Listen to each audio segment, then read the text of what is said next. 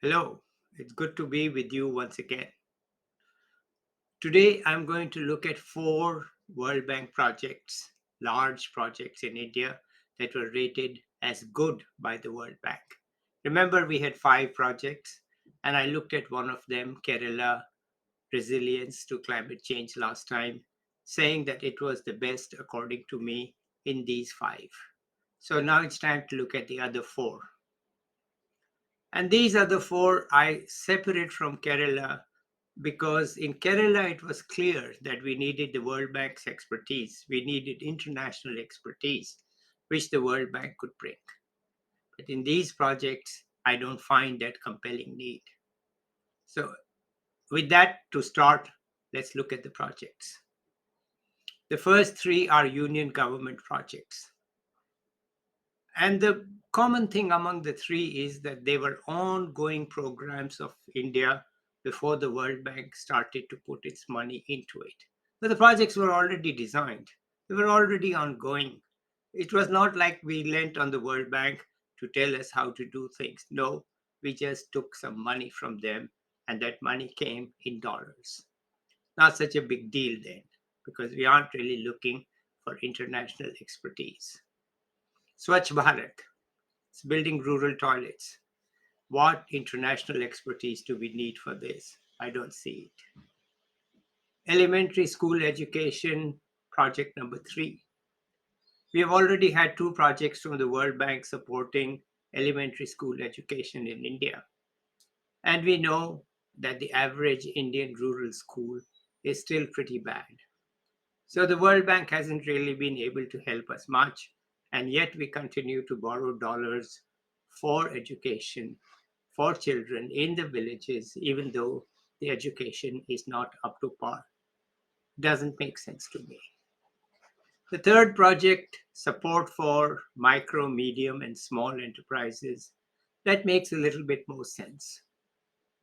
These enterprises were badly hurt by demonetization and by COVID, and the union government had an ongoing program to support them in several ways, including giving them loans which no bank would give to them. Now, during the COVID times, we borrowed money from the World Bank so that we would have enough to lend to them. At the time, it seems reasonable to think that the government had many priorities, had many things to spend money upon. And if we got some additional funds from the World Bank, then that makes some sense. Still, all the expenses were in rupees. We just lent money to the small, medium, and micro enterprises, and the returns will be in rupees. And to the World Bank, we'll have to return in dollars. So it's a little bit dubious, but perhaps it's okay. The last project is to improve higher education in Madhya Pradesh. Now, who could be against that? Not me. We should improve higher education everywhere. But before you borrow dollars from anywhere, why don't you look at the other states which have done better in higher education than you and see what you can bring from them? And once you have formulated your own plan for higher education, then fund it yourself. And if there is some special need that is available, not available in India, or that you think some foreign consultants could help you, hire them and pay them now instead of borrowing the whole amount in dollars. So perhaps it would be better to rethink how much we borrow from the World Bank, where we really don't need the expertise of the World Bank, but it's just a convenient source of dollars.